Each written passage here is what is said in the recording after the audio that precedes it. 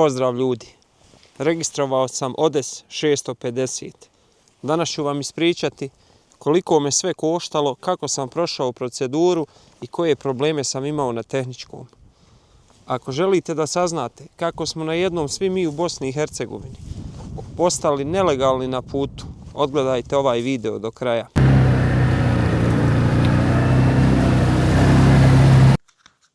I prije nego što počnem o problemima vezanim za registraciju, za tehnički pregled, samo da vam pokažem.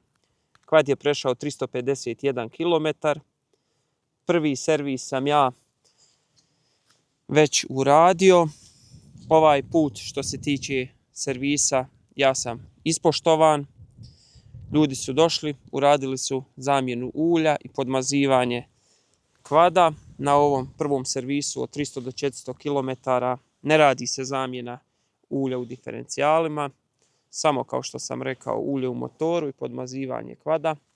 Što se tiče blokade, ovaj kvad ima dvije blokade.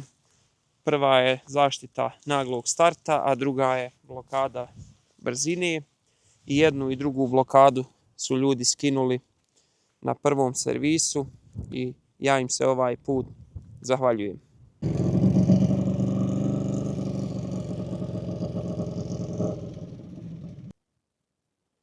Po pitanju cijene prvog servisa, ja ću vam reći koliko je mene koštao. Mene je koštao oko 150 eura, s tim da je neki 40 eura dolazak ljudi iz Živinica na moju adresu i meni je to sasvim ok, jer ja tu ne gubim dan, imam vrijeme posvećeno svojim obavezama, ljudi dođu, apsolutno ništa niste obavezni, samo da je neko tu, da im otvori, da imaju pristup kvadu, oni završe sav posao, vi samo platite i to je to.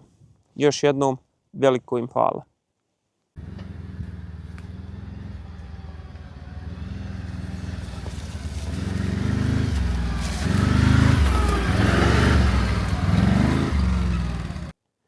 Sada ću vam reći svima vama koji planirate u budućnosti da kupite kvad, šta je to na šta prvo treba da obratite pažnju.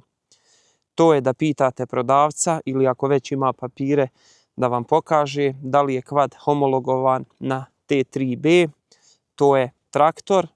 Ako nije kao traktor, pretežno budu kao četverocikl, a kad imate kvad homologovan kao četverocikl, plaćate skuplju registraciju, radite registraciju svake godine, tehnički pregled svake godine i registracija vas košta nekih 400 eura otprilike.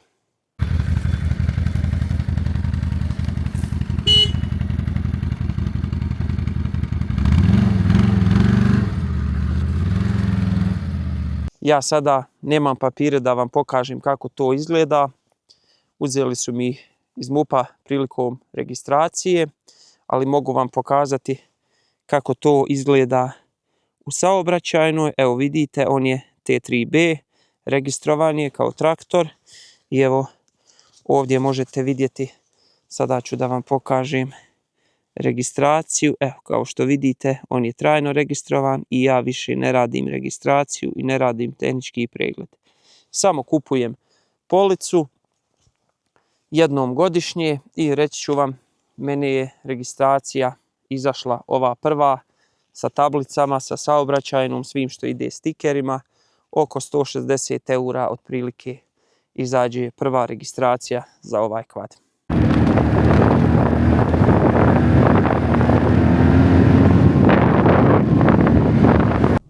Sada dolazim do glavnog dijela.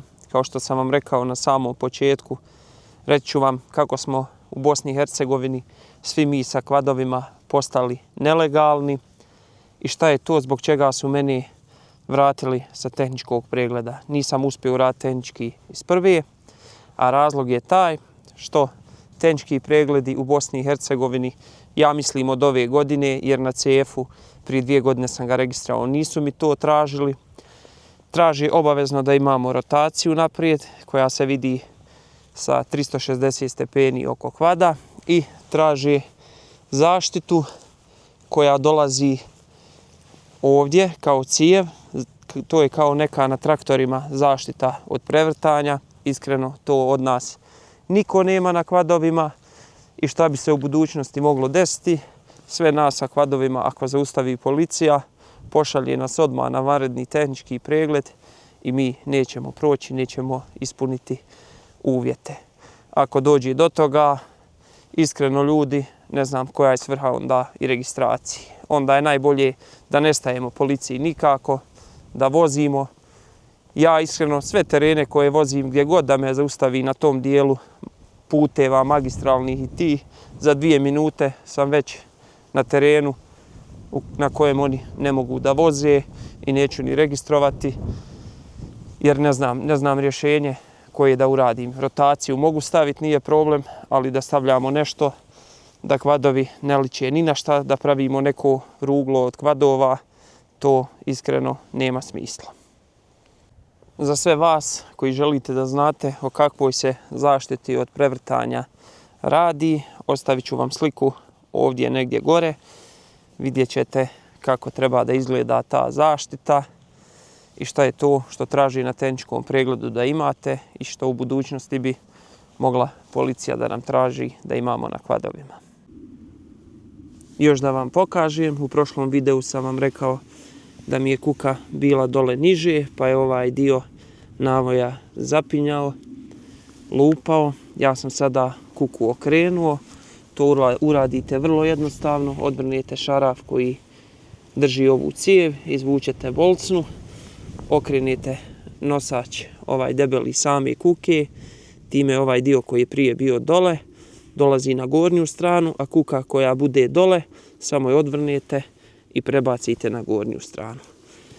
Time dobijate na visini, podigli ste dio, ovaj zadnji navoj od kuke ste podigli, nećete više zapinjati, ali ja sam tu dobio drugi problem. Ovo je mjesto predviđeno za tablicu.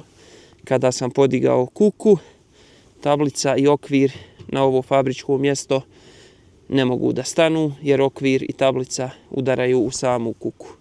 E sad što sam ja uradio? Ja sam tablicu pomjerio unutra, izbušio sam pored broja šasije na nosaču i tablice tamo koja se nalazi, izbušio sam 2 rupe, u samom okviru 2 rupe, provukao šarafe i fiksirao je unutra.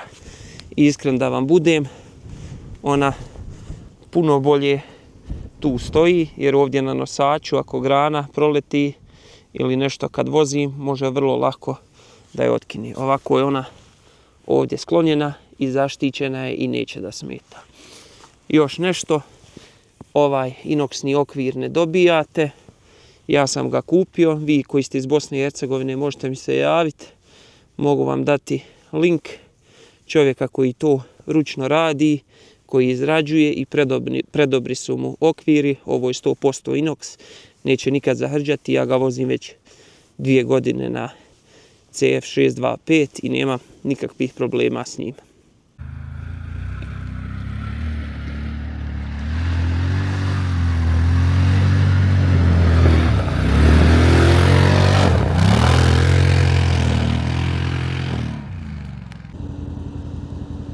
I pogledajte ovu ljepotu i ovaj pogled.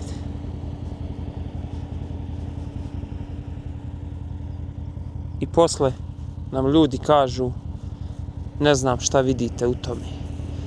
Samo blato i zaglavljujete se, prevrćite. Procijenite sami.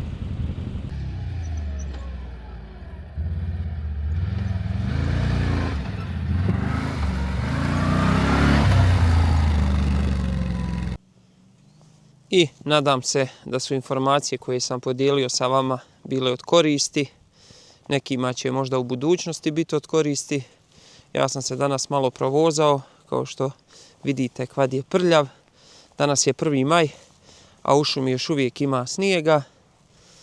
Šta još primjećujem? 80% vas koji gledate moje klipove niste pretplaćeni.